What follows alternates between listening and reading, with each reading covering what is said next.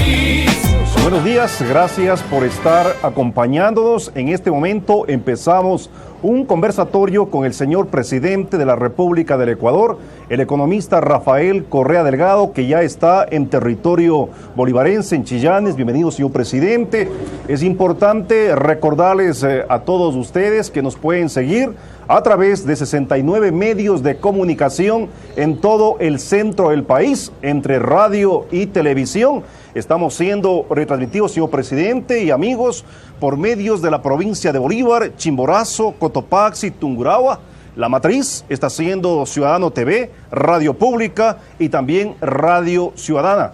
En esta mañana, nuestros periodistas de la provincia de Bolívar, que han sido asignados para conversar con el señor presidente de la República del Ecuador, Milton Gaibor de la Pared en representación de Radio Mundo, Ángel García en representación de Canal Municipal y quien les habla, Olger Ulloa, en representación de Radio Impacto y por supuesto como presidente de la Asociación Ecuatoriana de Radiodifusión Núcleo de Bolívar.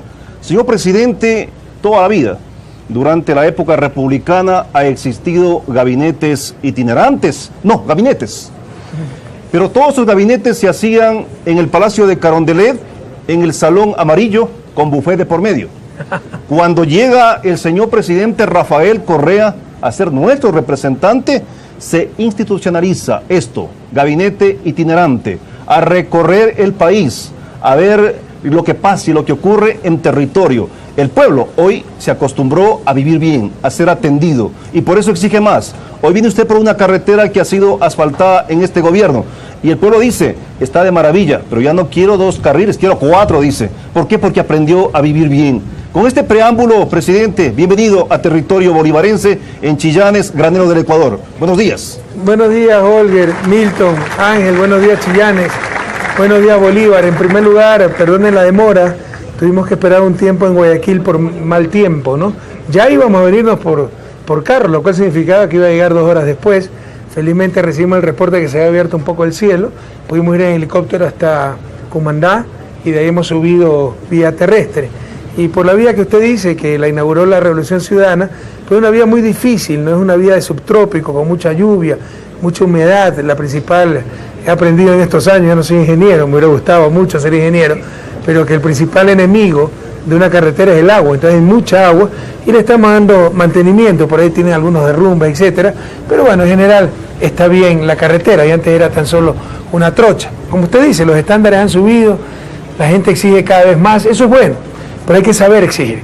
O sea, para que funcione una democracia, no solo que la gente debe estar consciente de sus derechos, sino que debe fundamentarse en valores, valores como la excelencia, valores como la responsabilidad. Entonces todos debemos arrimar el hombro para sacar adelante el país, no solo exigir al resto y no caer en lugares comunes, en la demagogia, que 4 carriles, así solo existe 2, y no, que a la fuerza esos 4 carriles, no, esto debe ser planificado, las cosas hay que hacerlas excelentemente, con planificación, pensando en el bien común. Entonces una democracia también se fundamenta sobre todo se fundamenta en valores.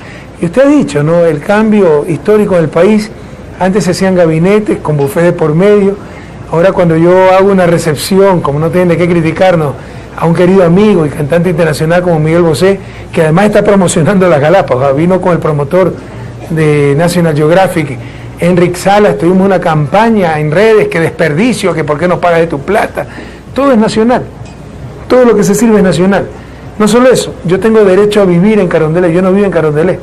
Hasta la manzana que compro, el pan que compro es con mi dinero en supermercados y en los mercados. Para mi familia, Carondelet no tiene que pagar electricidad por mí, agua, teléfono, comida, nada. Yo vivo en mi casita al norte de Quito, pero tratan de imponer la idea de derroche. Antes se derrochaba, ahora no, ahora se gasta adecuadamente. Y por ejemplo estos gabinetes itinerantes, que sirven tanto para estar en contacto con la realidad. Yo tengo una asistente nueva que me está acompañando, una chica muy joven. Y cuando llegamos a buscar le pregunté, ¿y usted, Carolina, conoce esto? No, primera vez que estoy, presidente.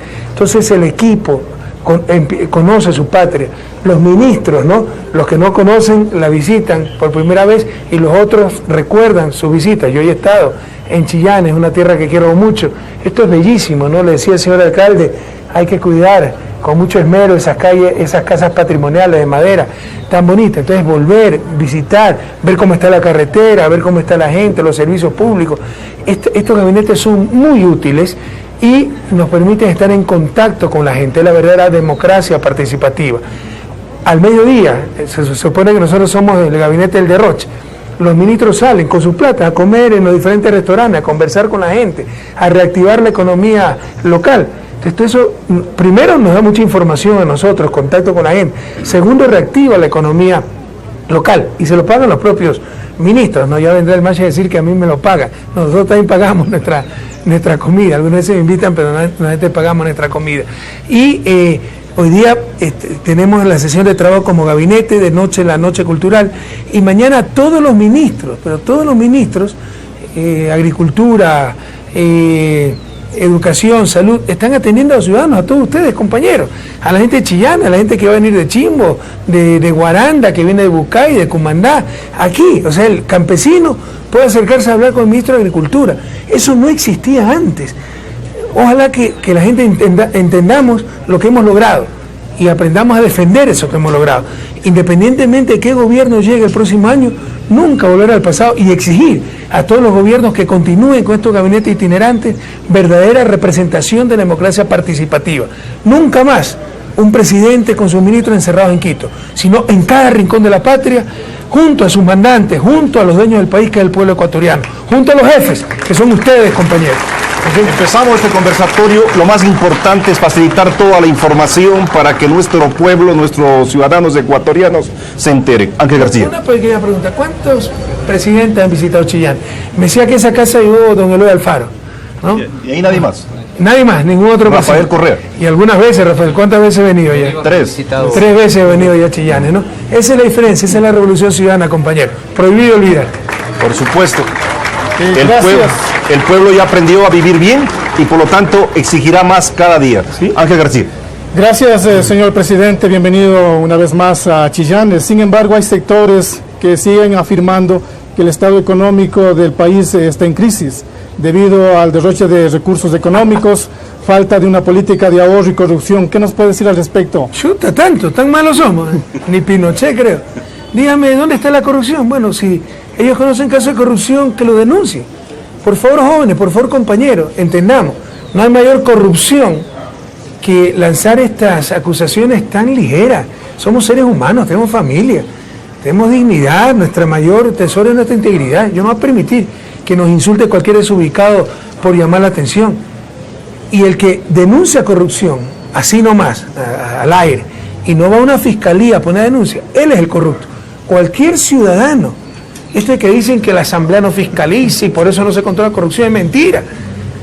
La asamblea puede fiscalizar cuestiones administrativas, decisiones políticas, pero todos ustedes pueden fiscalizar la corrupción.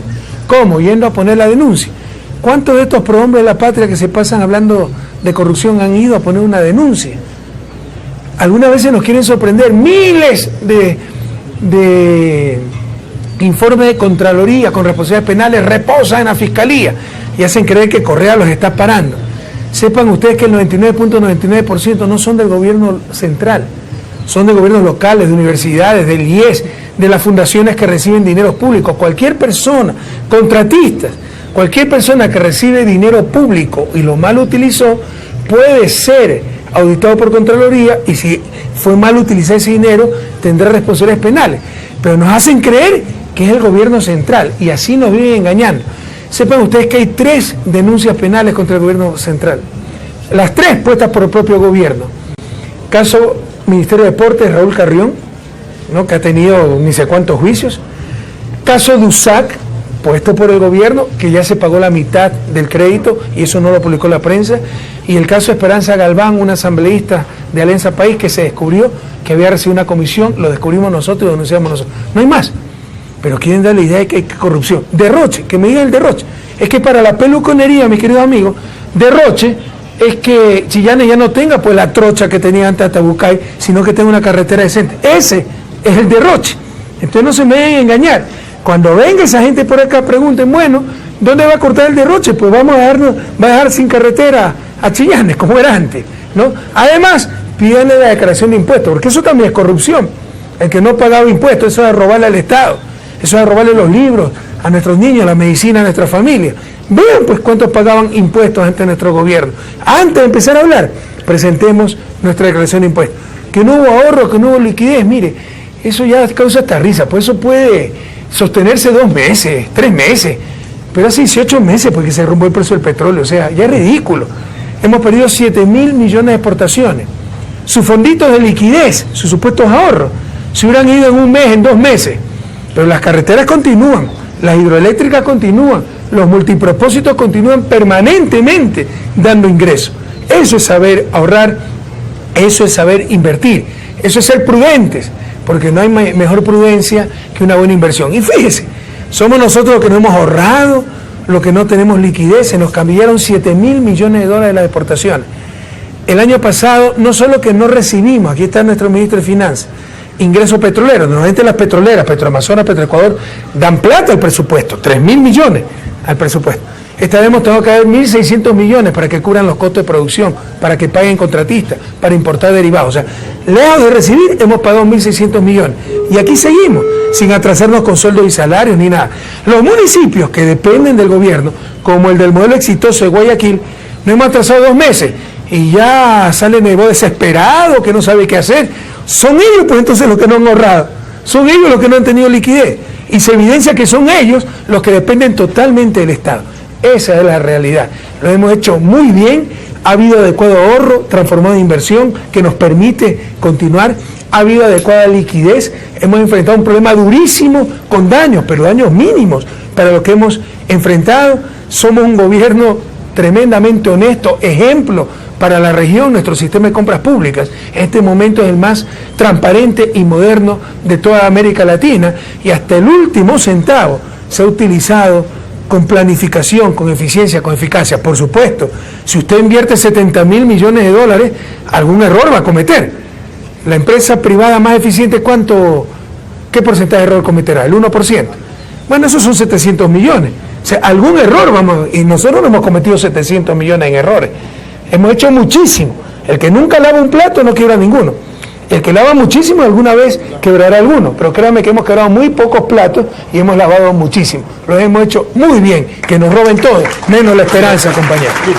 Sea bienvenido, señor presidente, a Chirianes, el granero del Ecuador, y muy pendientes 7 cantones, 19 parroquias, 200.000 bolivarenses, 400.000 fuera de la provincia por las... Bolívar es la provincia con mayor migración. Políticas neoliberales. Cuando no había ni cómo llegar, pues a Bolívar, prohibido olvidar. Bolívar conoció el asfalto con nosotros, antes a lo sumo tenía doble riego. Prohibido olvidar, compañero. Siéntase a gusto y Gracias. Siéntase en su casa en la provincia de Bolívar, porque aquí hay sinceridad y aquí hay gratitud por toda la inversión que se ha logrado hacer durante los 9 años. Y felicitamos, señor presidente, por los 9 años de la Revolución Ciudadana. Se trabaja en el proyecto de las reformas laborales, pero ya dirigentes del FUD lo califican de inconstitucional y atentatorio a los intereses de los trabajadores, señor presidente, y ellos manifiestan de que se pretende endosar los efectos de esta crisis a los trabajadores con un incremento de los aportes del IES y otras medidas que generen recursos a favor del gobierno. Esas han sido las expresiones de los dirigentes del Frente Unitario de Trabajadores. ¿Qué incremento de aportaciones al IES? ¿Qué está hablando esta gente? Si ellos han dicho eso. Mire, que el FUD reclame es un buen síntoma, porque son politiqueros que se han quejado por todo el tiempo, se ponen hasta la cocina de inducción. Eso es lo más irracional, eso va a pasar como una grande cantinflada de la historia de este país. Pero ¿de qué incremento de aportes me están hablando?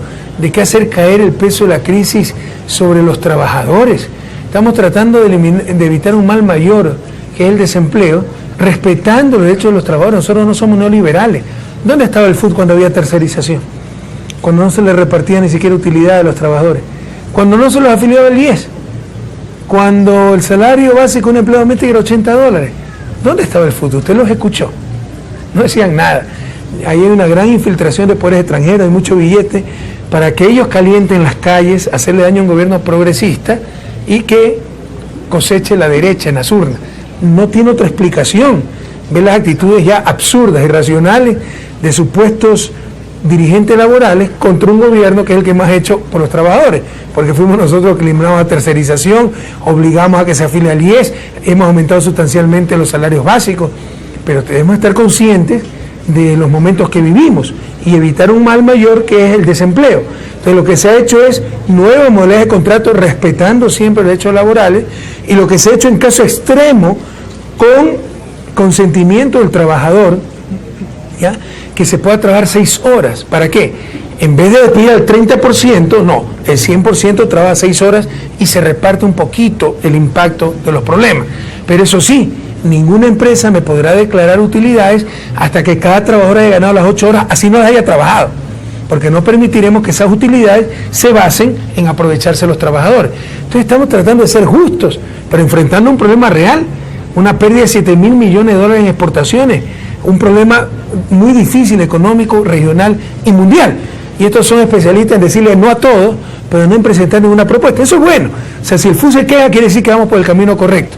Lo que preocupa es que sea mentira, porque si han dicho que vamos a aumentar el aporte del IEO, no sé dónde han sacado esa locura. ¿Okay? Presidente y amigos, la dialéctica dice que todo se transforma, que nada permanece estático, señor presidente, y en ese marco la ley de alianza público-privada empieza a dar sus primeros resultados. 500 y pico de kilómetros de carretera ya contratada. Un poco de socialización, presidente. Eso es otro de los mitos, ¿no? Que Correa nunca quiso darle espacio al sector privado. Siempre ha habido espacio para el sector privado. Pero también tenemos un sector privado, que algunos es privado, pero privado de iniciativas, ¿no? Privado de amor a la patria. Son los que más se quejan. O sea, cuando ganan solito, cuando pierden tenemos que perder todos, como en el 99. No todos, hay grandes empresarios que se han puesto a la patria en el pecho, pero sí les puedo decir que la mayoría de los que fungen como representantes de los empresarios ni siquiera pagaban impuestos ante nuestros países, ante nuestro gobierno. Tienen la plata fuera del país. Entonces con esa gente yo ni siquiera me voy a sentar a hablar. Los verdaderos empresarios siempre han tenido nuestro apoyo. Lo que ha hecho la alianza público-privada es dar mejores incentivos, ¿ya? Y aparece como que si por primera vez el sector privado puede participar con el sector público. Falso, siempre ha podido. De hecho tenemos empresas mixtas, etcétera. Se han dado mayores y mejores incentivos y esto está teniendo muchísimos resultados. Por ejemplo, como está dicho, se va a concesionar centenas de kilómetros de carreteras para tener supercarreteras, con un peaje para que el inversionista privado recupere su dinero. Por ejemplo, Río 7 Guaquilla y Río 7 Naranjal, por ejemplo, Juján, Quevedo, Santo Domingo, por ejemplo, Santo Domingo, Esmeraldas. Se van a concesionar y fíjese, estas son negociaciones que incluso yo le he llamado atención a nuestro equipo porque se han demorado demasiado, llevan 3, 4 años. Hoy he hablado con Roberto Dun para que me le informe de por qué nos demoramos tanto con DP World. Roberto Dun es el responsable de DP World aquí en Ecuador, el puerto de aguas profundas en Pozora. Yo recibí en el 2013 al Sheikh de Emiratos Árabes que estaba interesado en inversión. ¿Por qué no demoramos tanto? Pues sí, yo no puedo excluir que había mandos medios en el gobierno con una falsa idea de la izquierda, que la izquierda es estatismo y que todos tenemos que hacer nosotros. Esa nunca ha sido la visión del presidente, nunca ha sido la visión de Alianza País. La visión de la izquierda moderna es utilizar el sector privado y al mercado para lograr los objetivos sociales, es decir, gobernar al mercado. Si lo hace el Estado, lo hace el sector privado, es irrelevante. Lo fundamental es que dé los objetivos deseados, tener el puerto de aguas profundas en Pozora. Y le he pedido que me dé un informe, que me ayude, para ver quién demoró esa concesión. Porque yo sí creo que tal vez hubo manos medios que no estaban interesados en mover eso, y también hubo intereses en Guayaquil, ya, que no querían que el puerto pase a Pozora. Acuérdese el alcalde de Guayaquil, cuánto habló de dragar el canal para que entre en buques de mayor tamaño. Todavía estamos esperando que lo drague. Yo siempre le dije, es una pésima decisión, es un absurdo, va a desperdiciar plata. No, que vaya. Todavía estamos esperando que lo haga, ¿no? Lo lógico era hacer el puerto en Pozora, donde el calado natural es 14, 15 metros. Entonces, pero se ha demorado demasiado. Son cosas que llevan 2, 3, 4 años. ¿No? Pero ahora dicen que por la crisis y que recién ahora nos acordamos del sector privado, todo eso es mentira. En todo caso, esa ley de alianza público-privada está dando resultados extraordinarios, ya se va a concretar, prácticamente ya está concretada la concesión de Puerto Bolívar a Gilpor, una empresa turca, y asimismo el puerto de Manta está a Gunza, una empresa chilena. Y ojalá podamos continuar, por ejemplo, con el aeropuerto de Manta en estas alianzas público-privadas. Señor presidente, se ha indicado que los gobiernos locales no han recibido los recursos en forma oportuna. ¿A qué se debe esto, señor presidente? Bueno, por primera vez creo en estos 9 años nos atrasamos por obvias razones. Le insisto, no he recibido un centavo. Oiga, los gobiernos locales no han recibido el peso de las dificultades económicas, porque se les planificó a 79.50 el barril de petróleo, pese a que estaba a 40, le hemos pagado 79.50. Pero obviamente nos hemos tenido que atrasar un poco frente a los gravísimos problemas de liquidez por pérdida de 7.000 millones de dólares de exportaciones, por desplome del precio del petróleo. Nuestro crudo Oriente, que es el de mejor calidad, está a $19. El coste de producción promedio es $24. Eso es lo que estamos enfrentando. Y los gobiernos locales prácticamente no han sentido esos problemas, porque le hemos pagado en el 2015 a 79.50 y este año le vamos a pagar ya a $35 el barril de petróleo, las asignaciones que corresponden a $35. Pero nuevamente la contradicción. Somos nosotros supuestamente los que no hemos ahorrado, los que no hemos mantenido liquidez, los que hemos derrochado. Llevamos 18 meses con el desplome del precio del petróleo. Y aquí seguimos, no nos hemos atrasado en sueldos y salarios, etcétera. Con ellos nos atrasamos 2 meses y ya están quebrando, ya se atrasan en sueldos. Son ellos pues todo lo que no han ahorrado. Son ellos los que no tienen liquidez. Y se demuestra que son ellos los que dependen, empezando por Guayaquil, absolutamente del gobierno central. Y esa es la realidad. Ecuador es de los países del mundo y de la región con toda seguridad, donde con mayor proporción los gobiernos locales dependen del gobierno central. Y uno de los grandes problemas estructurales, si queremos tener verdadera autonomía municipal, prefecturas, incluso juntas parroquiales, deben generar más ingresos propios, pero se han acostumbrado a vivir solamente del Estado. Todos, Quito, Guayaquil, Cuenca, todos, ¿no? Y Nebot llega a decir que no, que esos impuestos son de ellos, esos recursos son de ellos, que el Estado solo recauda. Es una barbaridad. En todas partes del mundo el impuesto de la renta es del gobierno central. Si no, pongan pues ellos sus propios impuestos. El IVA es del gobierno central. Y las asignaciones de petróleo, que también reciben, o sea, el municipio de Guayaquil produce petróleo, pero así nos engañan. Y ya dice que va a mandar una ley para que nosotros seamos colectores y automáticamente se acrediten los gobiernos locales. Qué pena que caiga en tal nivel de charlatanería siendo abogado, porque él como abogado debería saber que esa ley solo la puede mandar el gobierno central. Pero todas esas tonterías tenemos que escuchar, fruto de la demagogia y cómo se evidencia la contradicción. Porque dijeron, se pasaron 1 año diciendo que éramos nosotros los que nos habíamos ahorrado y no teníamos liquidez. Hemos aguantado 1 año y medio el desplome de los precios del petróleo.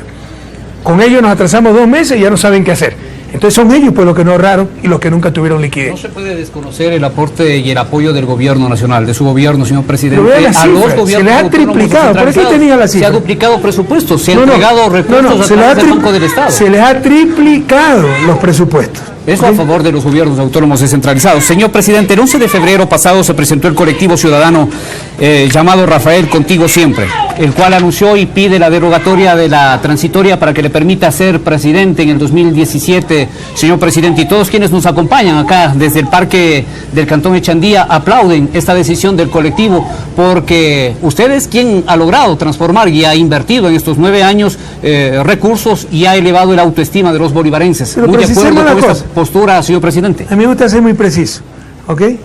2006, los gobiernos autónomos, provinciales, municipales, parroquiales, recibían $1.297.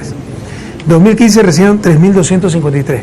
De 1.297 a 3.253, casi el triple, 2.000 millones de dólares más. Esa ha sido la realidad. Que Correa es suertudo porque gobernó con altos precios del petróleo. Lo que recibimos proporcionalmente nosotros reciben ellos. Triplicamos la recaudación tributaria en base al esfuerzo nuestro, a la eficiencia, que no se tolera ya la evasión. Pero a los gobiernos locales también se les triplicó. ¿Y quién ha hecho más? Comparen cualquier gobierno local con todo respeto, empezando por el modelo exitoso de Guayaquil, entre comillas modelo exitoso, con el gobierno nacional, y no tiene ni para empezar. Nosotros hemos hecho muchísimo más. Entonces no es que ha sido suerte, ha sido manos limpias, ¿no? Y mentes lúcidas por la patria. Además, insisto, que a ellos se les ha triplicado también los ingresos. Y nos atrasamos 2 meses por las condiciones que todo el mundo conoce y ya no saben qué hacer. Entonces son ellos los que no ahorraron, los que no tuvieron liquidez. Mire, con este colectivo que no lo conozco, ¿no? Rafael Contigo Siempre. ¿Cómo no estarles agradecidos, no? ¿Cómo no emocionarse? Estar profundamente agradecidos, sobre todo con estos jóvenes, porque por redes sociales he visto sus tweets, sus fotos, y son gente muy joven, ¿no? Pero en principio está una decisión tomada, está la transitoria aprobada para excluirme de la próxima contienda electoral, para excluir a los asambleístas que ya tenían 2 elecciones consecutivas, ya que ellos votaron la transitoria. Oye, estamos en un país libre, ellos pueden tomar sus iniciativas, les agradezco profundamente, eso satisface, reconforta mucho a un dirigente político, sobre todo los honestos que hemos trabajado sin descanso por nuestra patria, ¿no? Se los agradezco profundamente, pero en principio hay una decisión tomada y hay una transitoria que prohíbe que me presente como candidato en el 2017. Le vamos a extrañar, señor presidente. Sí, pero que no insistan mucho, van a quitarle el sueño a algunos que yo conozco. Okay. Presidente, volvamos un poco al precio del petróleo. La postura de Ecuador, ¿cuál va a ser frente al anuncio de la reducción de la producción petrolera? En principio, ¿ustedes apoyan esta iniciativa, señor presidente, porque sería la posibilidad de que se eleve el precio del barril de petróleo? Porque es durísimo, los que entendemos algo de economía, no haber percibido 7.000 millones de dólares en un año, eso es terrible. No solo fue petróleo, la mayor parte fue petróleo, pero se desplomó el precio del banano, el precio del camarón, flores, porque hay un problema económico mundial. Por ejemplo, Rusia, ¿no? Es uno de nuestros principales mercados no petroleros, un gran mercado para flores, banano, y colapsó. Entonces, la mayor parte es petróleo, pero no es solo petróleo. Entonces, por supuesto, nosotros apoyamos esa postura de OPEP, siempre ha sido nuestra postura. No se entiende esta competencia por producir más y que ha desplomado los precios del petróleo. ¿Y por qué? Porque lo que le interesa a cualquier empresa, a cualquier país, no es producir más, es vender más, tener más ingreso y más utilidad. ¿Sí me explico? Y la venta es producto, lo que vende, cantidad por precio. Entonces, si por aumentar cantidad en 10% se le desploma el precio en 70%, el ingreso total va a bajar, pues no tiene sentido. Por el contrario, si reduciendo un poquito cantidad, aumenta mucho el precio y el ingreso total aumenta, es lo lógico hacer. ¿Por qué no ha hecho lo obvio ahora OPEP? A mí nadie me va a quitar el convencimiento que hubo problemas geopolíticos, se trataba de una estrategia contra Irán, contra la misma Rusia, muy probablemente contra Venezuela. Nosotros somos el productor más pequeño, pero probablemente también por ahí se tomó en cuenta Ecuador en esta estrategia, pero en todo caso creo, por las declaraciones, por las acciones, que se les fue de las manos y se les ha desplomado demasiado el precio, y la propia Arabia Saudita ya está muy preocupada, tiene déficit fiscal, ha tenido que ajustar el precio de la gasolina, ellos que nunca lo ajustaban, y hay signos muy positivos que tal vez fueron subestimados por la prensa. O sea, que se hayan sentado Rusia y Arabia Saudita en Qatar a conversar. O sea, Rusia es un miembro no OPEP, nunca ha habido un buen entendimiento, son rivales en la región, Rusia y Arabia Saudita. Rusia es aliado de Irán, Irán es adversario de Arabia Saudita. Que esos dos países se hayan sentado a conversar es un síntoma y un signo muy positivo que lo ha subestimado cierta prensa. Luego Irán también declaró que está dispuesto a apoyar las acciones de la OPEP, Irán sí es miembro de la OPEP, para controlar el precio del petróleo. Entonces yo creo que pronto habrá soluciones a este problema que perjudica a todos. El corto plazo nos perjudica sobre todo a los exportadores de petróleo, pero en mediano y largo plazo perjudica a todos, a los importadores, porque con la destrucción de inversiones que está llena el sector petrolero, las torres que por centenas se están perdiendo en Estados Unidos, por ejemplo, de perforación, porque ya no es rentable, a tan bajos precios seguir explotando petróleo, hará que en el mediano plazo rebote el precio a $200. Segundo, si son tan baratos los combustibles fósiles, ¿quién se va a preocupar, porque ya no es rentable, de buscar energías alternativas para combatir el cambio climático, etcétera? Esto nos perjudica a todos. Entonces, mientras más rápido se encuentre un precio de equilibrio razonable, bueno para productores, bueno para consumidores, mejor para todo el planeta. Señor presidente, ¿qué mismo hay de fondo y trasfondo de la situación del ISFA en la compra de lotes en los Amanes? Y también la oposición dice que también habría problemas en la compra de los terrenos de la refinería del Pacífico. Pensé que ha prendido el aire acondicionado y empezó a hacer frío. Estamos a 2.400 metros más o menos. Vea, lo del ISFA, esto nos demuestra todavía cuánto falta por hacer, ¿no? Que prácticamente se pone en peligro una democracia por corregir un problema evidente administrativo y de evitar 41 millones de dólares. Y que prácticamente eso produzca un golpe de Estado, toda una campaña mediática, reuniones de militares pasivos y o sea, esto nos demuestra cuánto nos falta madurar como democracia. Además, cuánto nos falta honestidad en ciertos sectores, cómo tergiversan todo, ¿no? Entonces, como fue indefendible que se había pagado más, por ahí, mañana lo voy a presentar en el enlace, logramos descubrir que el propio municipio de Guayaquil compró en los Amanes terrenos al mismo tiempo que nosotros. lo compró a 20 veces menos. O sea, no hay por dónde. Hay un procedimiento procurador. A mí me quieren hacer pasar como el autoritario que pateando al perro, pasando por encima de disposiciones legales, le debité esa plata al IFA. 2 años estuvimos pidiendo esa plata. Ese sobreprecio, ese sobrepago, se detectó por lo menos en el 2013, noviembre del 2013. Desde ahí estamos pidiendo ese dinero que nos devuelvan. Nos daban largas. El propio IFA pidió que intervenga el procurador. El procurador no da totalmente la razón. En un conflicto entre 2 instituciones públicas, donde tenemos que pagarle al IFA. Si usted es dueño de su radio, creo, ¿no? ¿O no? ¿Quién es el dueño de la radio? Usted. Si usted le paga de más a un trabajador, ¿qué hace? Siente miles de cuentas. Y si el trabajador no está de acuerdo, él es el que le pone el juicio. Porque usted es el que lo está pagando. Nosotros mantenemos al IFA, le hemos pagado de más. Tenemos informe favorable del procurador, ¿qué hace? Le descuento. Ah, no, que tenemos que ir a juicio. Pura leguleyada. Que el contrato dice que cualquier controversia se tiene que dirimir en los tribunales. Eso dicen todos los contratos, hasta para chicle. Pero si usted hasta con un contratista privado, si el Estado, el METOB, le paga en una planilla de más, le descuenta en la siguiente planilla. Es pura leguleyada.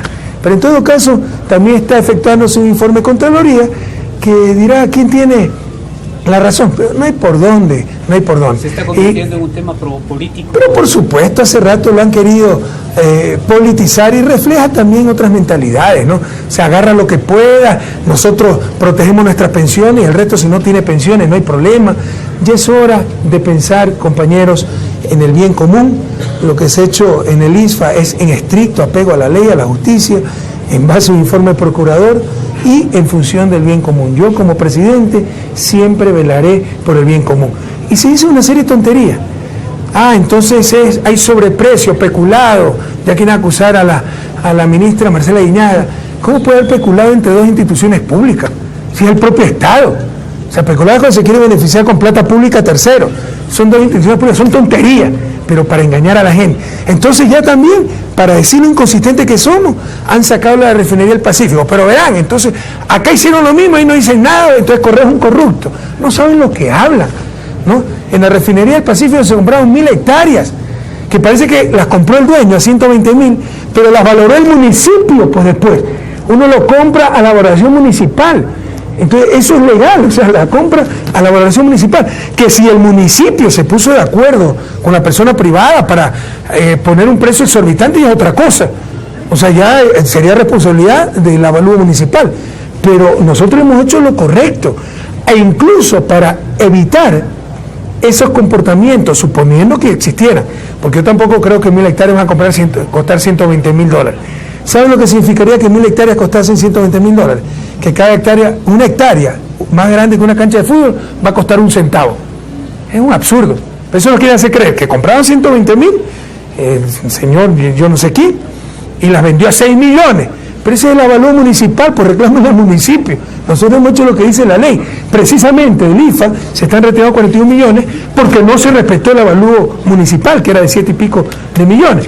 Pero precisamente para evitar potenciales colusiones, que un alcalde, no digo que es el caso de Montecristi, cuidado, Malquería, si no va a pasar en otro lado, se ponga de acuerdo con el privado y dice, el gobierno va a construir aquí una refinería, un carretero, tu terreno vale 100, yo te lo avalúo a 1000 y me das una comisión.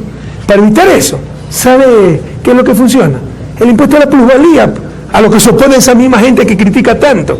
Porque al rato que hagan esas trampas, que algo pase de 100 injustificadamente a 1000, ahí nos tendrán que pagar bastante impuesto por esa ganancia injustificada. Precisamente el impuesto a la plusvalía lo que busca evitar es su registro de propiedades y esas trampas que se hacían para sacarle la cabeza al sector público, para evitar esas ganancias ilegítimas y extraordinarias. Pero los mismos que ahora están reclamando del IFA, de Refinería del Pacífico, fueron los de luto que se pusieron al impuesto a la plusvalía. Usted ve las contradicciones, ese es el país que tenemos, ese es su desarrollo. Gracias a Dios, poco a poco esos comportamientos están quedando en el pasado, son parte del pasado triste que no volverá y el país sigue adelante, ¿no? Pero sí molesta, ¿no? No es que buscan ver quién tiene la razón en lo del IFA, sino para mostrar lo contradictorio que es Correa, saquémosle a la Refinería del Pacífico.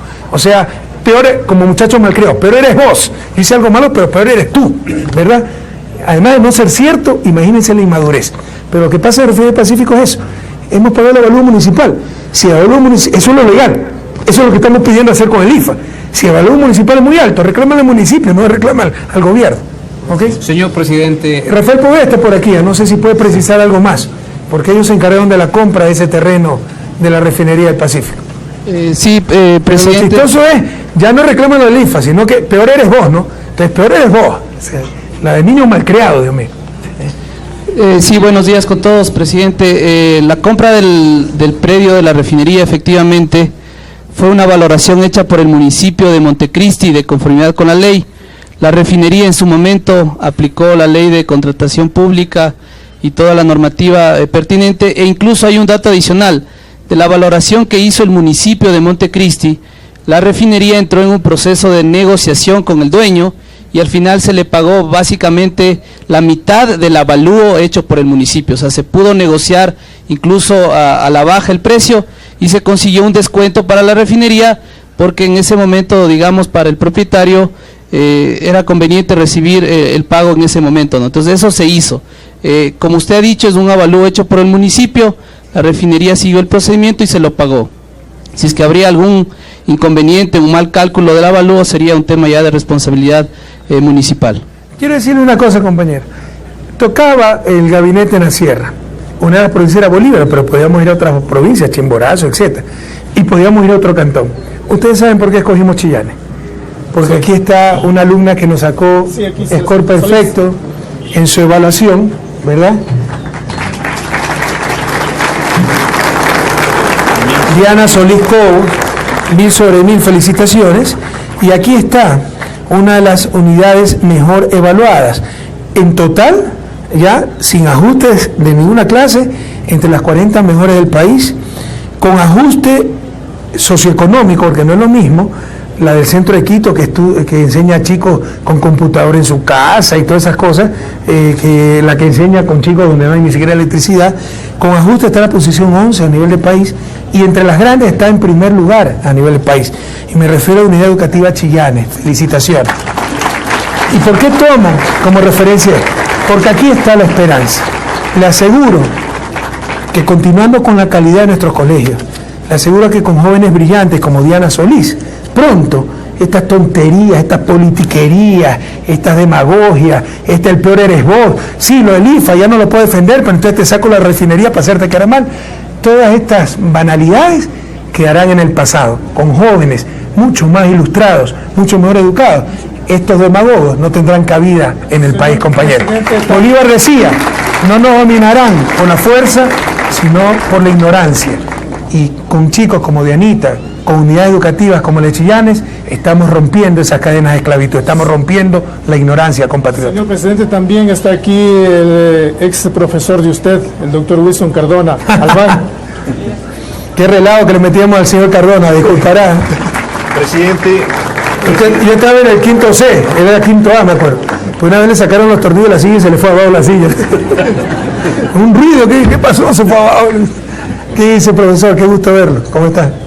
Señor presidente, ¿y estos ciudadanos que emiten estos criterios de la refinería del Pacífico, del caso ISPA, son los que se quejan que en el país no hay libertad de expresión? No, además creen que la libertad de expresión es un patrimonio de los medios de comunicación y de los periodistas, pero estos, los que hacemos periodismo de realidad, realmente sentimos que la libertad de expresión sigue vigente, sigue intacta, señor presidente. Bueno, la censura existe, pero de parte de los dueños de medios de comunicación, mañana lo voy a demostrar.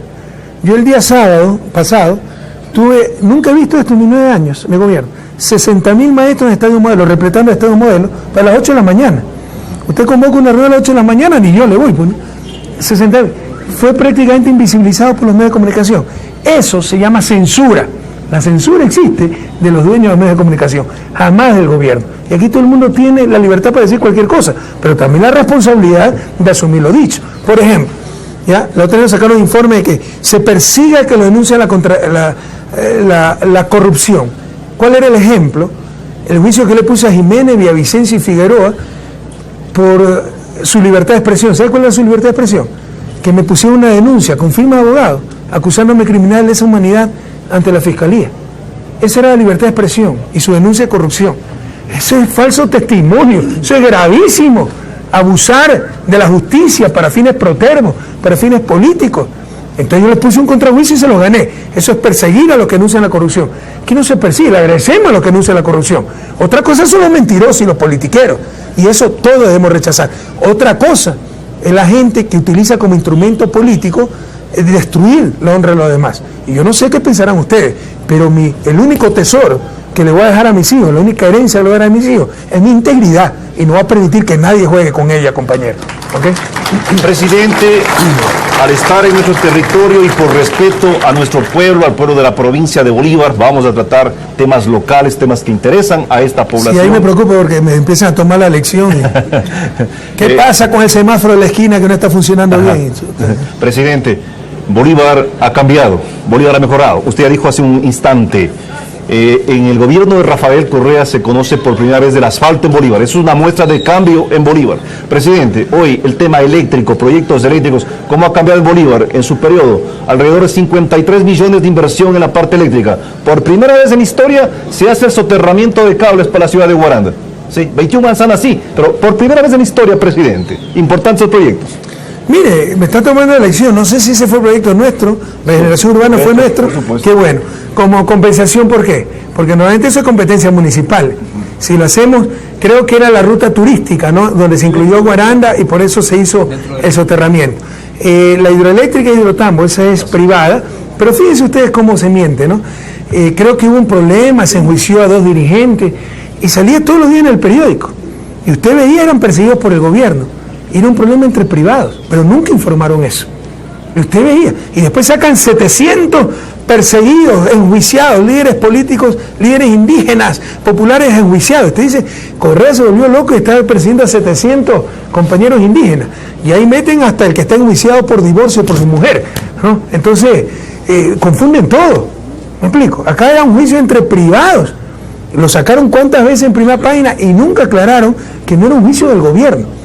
En todo caso, en buena hora que se haya solucionado, y creo que se solucionó a favor de los orientes indígenas. Ahora, ¿qué dirán? Pues lo mismo que dicen que hay persecución judicial y todas esas cosas. Pero en buena hora que venga esa inversión a Bolívar, en buena hora que haya esa inversión del gobierno en Guaranda, aunque no es nuestra competencia, pero hasta donde recuerdo eso era parte de un proyecto, un corredor turístico en que se incluía a la bellísima ciudad de Guaranda. Hay buen personal en la CNL Bolívar, ¿eh? Muy bueno, me alegro mucho. Buenos profesionales. Ahí está Marcelo Calles gerenciando bolivarense, haciendo bien las cosas, haciendo bien los deberes. Señor presidente, hace un momento lo decíamos que lo vamos a extrañar, y lo digo de corazón. Gracias. Lo digo sinceramente, señor presidente. Lo que más me va a extrañar son los sufridores. Nosotros... Alfredito Pinargote, Diego Oquendo, Yaney Nostroza, ya verán que en junio del 2017, cuando escuche la canción del Buki, si no te hubiera sido, sería tan feliz, van a llorar, pero lágrima viva. Y lo decía, señor presidente, porque en estos 9 años se ha marcado la diferencia en la provincia de Bolívar, una provincia que históricamente ha permanecido aislada, una provincia que ha pagado las consecuencias desde la construcción del ferrocarril, que no se concretó, la apertura de la vía Santo Domingo, la apertura de la vía Payatanga ha quedado aislada, pero usted en los 9 años ha levantado la autoestima, y ahí está Diana Solís, es producto de la autoestima elevada de los bolivarenses por su gestión. Por su gestión, señor presidente. Un abrazo, felicitaciones, qué orgullo. Y hemos mejorado en tema de vialidad, hemos mejorado en tema eléctrico, 53 millones, en tema de vialidad, en tema de conectividad. Tenemos la provincia de Bolívar, estamos conectados con fibra óptica, señor presidente, pero nosotros aspiramos más y creemos... Por supuesto, todos aspiramos más. Y nosotros queremos y apuntamos acá el tema de desarrollo productivo, señor presidente. Pero mire, yo lo he escuchado a usted y me complace repetirlo y reprisarlo en mi espacio noticioso. Usted dice, queremos un modelo de producción similar al de Tungurahua. También nosotros queremos. ¿Qué es lo que se puede hacer por Bolívar en vista de que se ha mejorado notablemente? Ya también los bolivarenses tienen que echarse el equipo al hombro, ¿eh? Si ustedes leen la Constitución, fomento productivo es competencia exclusiva incluso del gobierno provincial. Entonces no esperen que todo haga el gobierno nacional. Hemos hecho las carreteras, la energía, la conectividad, usted lo ha dicho. Pero ya también ese fomento productivo, incentivar en microempresas, o sea, aún así las comparaciones son válidas. Ambato es una ciudad tremendamente industrializada, ¿no? Pero Eso fue fruto básicamente de los tunguragüenses, de los ambateños. Entonces se puede replicar, seguir esos buenos ejemplos. Pero mira, aquí yo quiero hacer una reflexión. Repito, ¿no? Como decía Bolívar, no nos dominarán por la fuerza, sino por la ignorancia. Algunas veces, como no sabemos causa, efecto, por qué sucedieron las cosas, somos víctimas de engaños, ¿no? Que ahorita hay dificultades económicas, entonces el modelo de Correa es que no funcionó, es derroche, corrupción, y Correa es una bestia. Y resulta que hemos perdido 7.000 millones, o sea que no dependían del país, 7.000 millones, el mercado internacional, 7.000 millones de exportaciones, se desplomaron nuestras exportaciones. Ustedes saben lo que son 7.000 millones por una economía de 100.000 millones. Brasil perdió alrededor del 1% de sus exportaciones y está decreciendo 4%.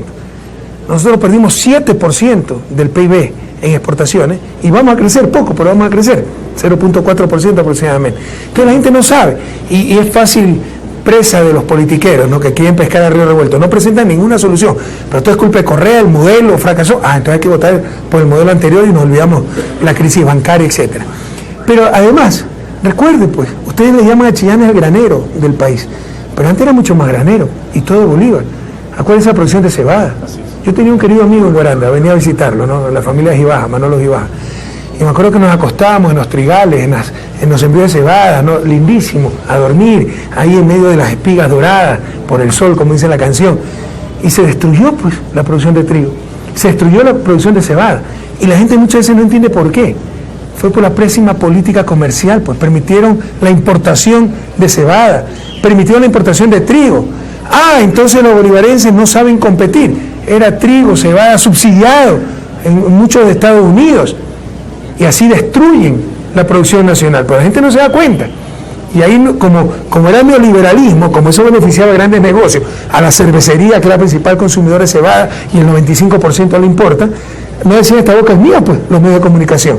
Ahora que tenemos un modelo que trata de proteger la producción nacional, si hay un problema internacional, la culpa es de Correa, para volver al anterior modelo.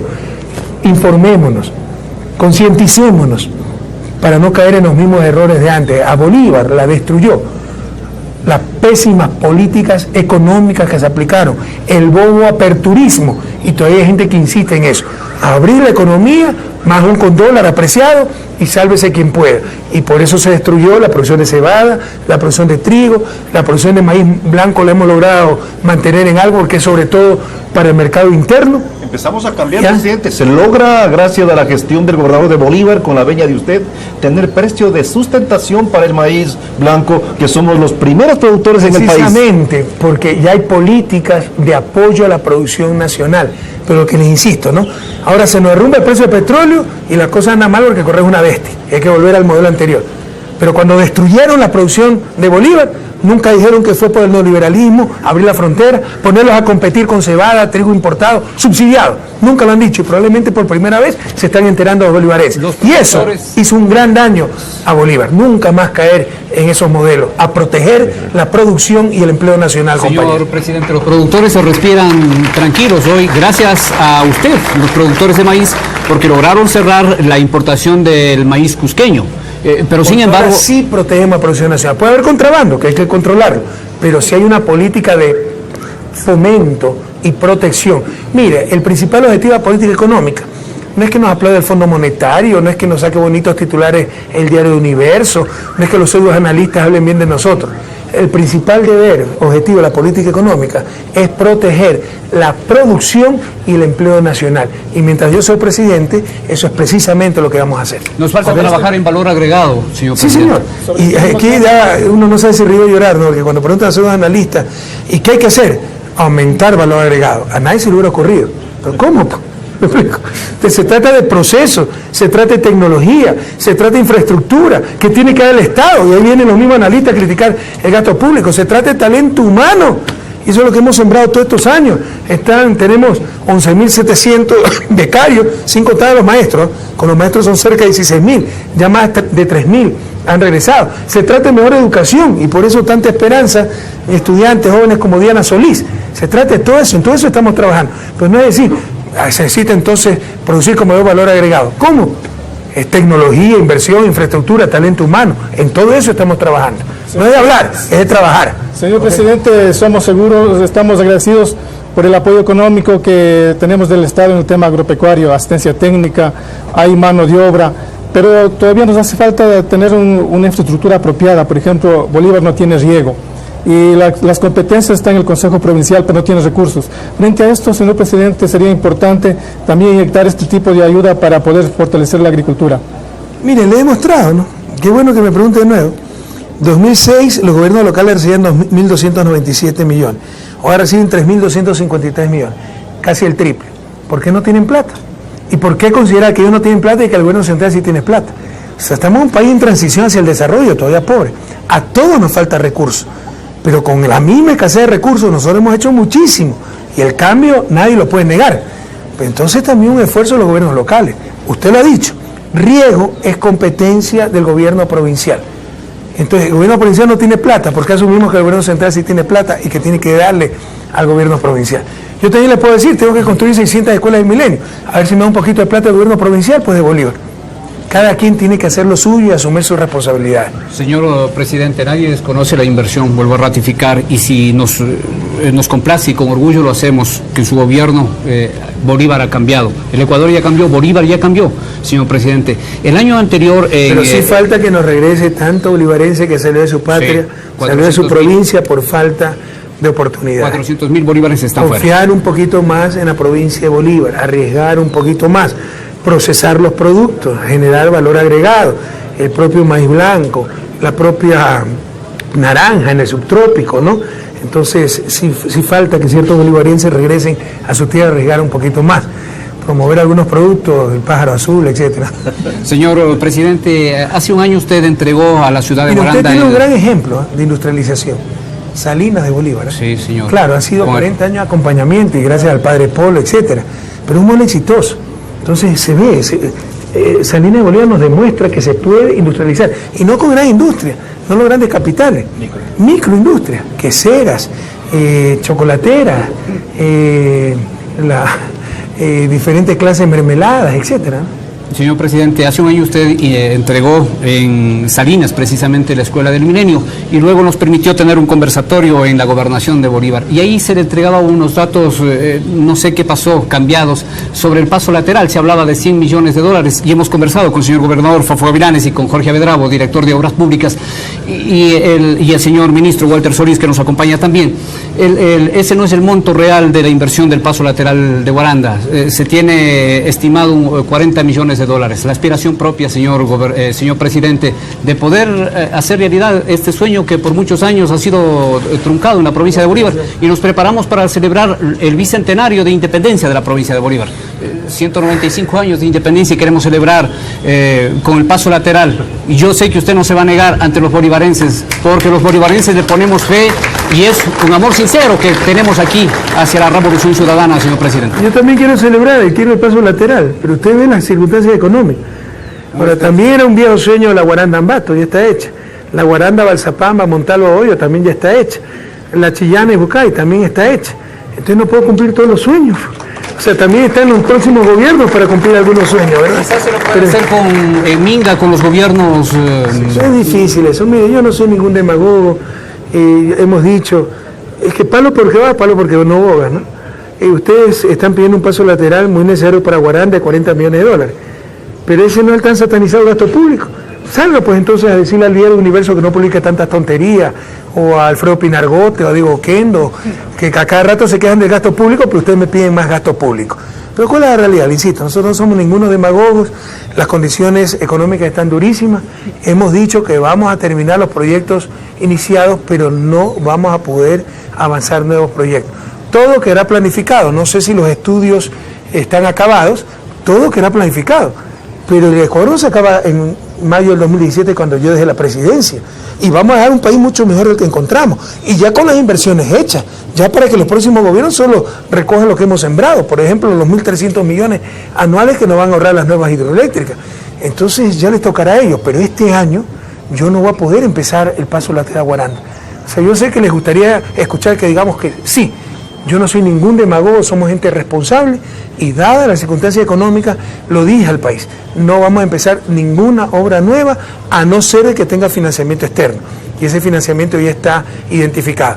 y lo que vamos a acabar son las centenas de obras que ya están comenzadas. San Pablo Chillanes está dentro del PAI 2015, señor presidente. ¿Se encuentra con si no se ha iniciado, probablemente se tendrá que posponer. Por favor, entendamos qué circunstancias estamos viviendo como país. O sea, yo goberné el 2015 sin un centavo de ingreso petrolero. No solo eso, con menos 1.600 millones. Es decir, balance petrolero negativo. Ustedes ven, nos atrasamos 2 meses con ciertos municipios, ya no saben qué hacer. Hace un año que yo recibo 0 de ingreso petrolero. No solo eso, hemos tenido que pagar 1.600 millones al sector petrolero para importación de combustibles, para pago de contratistas. Pues ya no podemos más, o sea, las circunstancias son durísimas. Señor presidente, en época de la globalización encontramos algunos problemas limítrofes, uno de ellos en el cantón Chillanes y el cantón Bucay. ¿Cuál es su opinión al respecto, señor presidente? Bueno, no me conozco de memoria los problemas limítrofes, sí que quiero decirle que para vergüenza de todos los ecuatorianos, después de casi 200 años de vida republicana, cuando yo llegué al gobierno habían, ¿cuántos? 800 problemas limítrofes, ¿ya? Algunos que habían costado vidas, como la Concordia. Hemos resuelto la inmensa mayoría, hay un procedimiento claro, se hizo una ley, ¿no? Hay instancias y se van a resolver todos, esperamos hasta el 2017. Para mí lo más fácil hubiera sido mirar al otro lado, porque pocas veces hay un agradecido y siempre hay resentidos, ¿no? Que si hay consulta popular en Manga del Cura, gana Manabí, Manabí nos va a querer, Guaya va a estar resentido. Algo similar pasó en la Concordia, ¿no? Si hay consulta popular, Santo Domingo va a estar contentísimo porque ganó, Esmeralda va a estar parcialmente resentido, pero estamos aquí no para contentar a todo el mundo, sino para cumplir con nuestro deber. Entonces me parece que el problema limítrofe, Bolívar-Guayas, ¿no? Sí. Está en el, ¿cómo se llama la comisión? ¿Conalí? Conalí, y ellos nos darán los insumos técnicos para tomar una decisión, ¿no? Presidente, nuestra ministra, nuestra secretaria de Gestión Política. Gracias, compañero presidente. Buenos días a todos y todas. En efecto, presidente, este proceso de la Revolución Ciudadana heredó 746 conflictos limítrofes. 746 Ningún gobierno lo ha enfrentado, nadie, nunca hicieron nada. De los cuales faltan 20 por resolver. De esos 20 son 12 interprovinciales, precisamente el que acaban de preguntar los compañeros periodistas es un problema interprovincial. ¿En qué estado está? Explica eso un poquito, Pablo, es que hay problema entre parroquias, entre cantones y entre provincias, ¿no? Exactamente. Normalmente los interprovinciales son los más serios. Faltan 12 conflictos interprovinciales por resolver, 5 intercantonales y 3 interparroquiales. Realmente se ha hecho un trabajo titánico y estamos ya cerrando, tal como señalaba el presidente de la República. La expectativa es en abril enviar ya a la Asamblea Nacional el nuevo proyecto de ley que presente ya los nuevos límites al país. La zona en disputa... Pero Pablo, ¿en base a qué? Pues en base al informe del CONALIS técnicamente establecido, ¿no? La zona en disputa es la zona de Santa Rosa de Agua Clara y Esperanza Alta. Se escogió como mecanismo de solución la resolución institucional. Lastimosamente en la audiencia de conciliación las prefecturas no pudieron establecer un acuerdo y en este momento estamos en término de prueba. Hay un término de prueba, la prefectura de Bolívar ha pedido que se haga una inspección en sitio, hacer una inspección con coordenadas. La prefectura de Guayas ha pedido una ampliación a esta inspección y nosotros esperamos como CONALI, que además el día de ayer sesionamos para hacer una revisión de cómo están los conflictos que todavía están por resolver, esperamos que hasta el 31 de marzo podamos ya dar una solución en este conflicto, señor presidente, compañeros y compañeras. Miren, aquí les pido hacer la pausa para reflexionar un poquito, porque ustedes escucharán politiqueros disfrazados de periodistas, ¿no? Me duele el país, y el país antes era mejor, ¿no? Y nos quieren engañar, o sea, juegan con la mala memoria y el buen corazón del pueblo ecuatoriano. Pero nosotros recibimos casi 750 programas limítrofes, que habían costado sangre, retrasos eternos en la Concordia, en las Golondrinas, entre Imbabura y Esmeralda, en la Manga del Cura, entre Manabí y Guay. Y nadie, ningún gobierno, ningún gobernante se atrevía a resolverlo y viraba la cara. Hemos resuelto prácticamente todo, quedan una veintena, ¿ya? Y cuidado, aquí otra cosa, si son problemas de junta parroquial lo puede resolver el alcalde, si son problemas cantonales lo puede resolver el prefecto, y si son problemas interprovinciales se pueden poner de acuerdo los prefectos. No digo que este sea el caso, pero nos ha tocado ya que los prefectos miran para otro lado para que le llegue el problema al presidente y sea la papa caliente para el presidente. Bueno, estamos acostumbrados a manejar papas calientes y no a arruinar nuestras responsabilidades. Entonces, en este caso, esto se pudo resolver si se ponían de acuerdo los prefectos. Como no se han puesto de acuerdo, está en la comisión de límite, CONALI. ellos nos van a dar su dictamen técnico y en base de eso se resolverá. Presidente, para concluir, este supuesto problema entre Bucay y Chillanes fue creado por la CELIR y la CONALI. Hay sentencia ejecutoriada y sentencia confirmada en el 96 por la Corte Constitucional en la que nos da la propiedad de territorio. No hay para qué discutir, presidente. Eso es bolivarense. Así que, presidente... Bueno, pero eso lo resolverán las instancias correspondientes. Si tienen toda la razón, se la darán. Presidente, agradecerle la presencia nuevamente en territorio bolivarense. Éxito, porque vine a trabajar. Vine a trabajar, presidente, y gracias también a los compañeros y amigos. Con el mensaje final del presidente cerramos este conversatorio, presidente. También venimos un poquito a farrear, porque anoche cultural es de farra. Pero sí, son muy intensos los gabinetes itinerantes. Créanme que esto es de las cosas que más voy a extrañar cuando no esté en la presidencia, porque son de las experiencias más intensas, más lindas, conocer nuestro país, ver sus paisajes, ver la cultura local, la gastronomía, compartir con la gente, meterse en un restaurancito a comer, conversar ahí con la madrina que atiende. Son las cosas que más vamos a extrañar, pero es bien duro, ¿no? Porque son varias horas de gabinete, luego de noche, la noche cultural, 1, 2 de la mañana, al día siguiente de mañanita salir a bicicletear, desayuno popular, trabajo con las autoridades locales, enlace ciudadano, los ministros después van a atender al público y luego acabamos con un almuerzo con las autoridades, no descansamos, dormimos 3, 4 horas, es bien duro, pero lo hacemos de todo corazón. Estamos felices de estar aquí en Bolívar, de estar en Chillanes, un cantón de los más pobres del país, pero miren qué luz de esperanza, de los más pobres, y resulta que tienen la mejor unidad educativa en cuanto a las grandes y ajustado para el nivel socioeconómico, la mejor unidad educativa. Así que felicitaciones, ahí está la esperanza, ahí está el futuro. Tiene una estudiante con score perfecto, 1000 sobre 1000, Dianita Solís. Así que son grandes luces de esperanza. Estamos aquí para compartir buenas noticias, sin negar la realidad. Son tiempos muy duros, pero vamos a salir adelante, compañeros, que nos roben todo menos la esperanza. Muchísimas gracias a todas y a todos por habernos atendido y por habernos seguido en esta entrevista. Hasta la victoria siempre. Hasta la victoria siempre, compañeros. Gracias, señores. Gracias.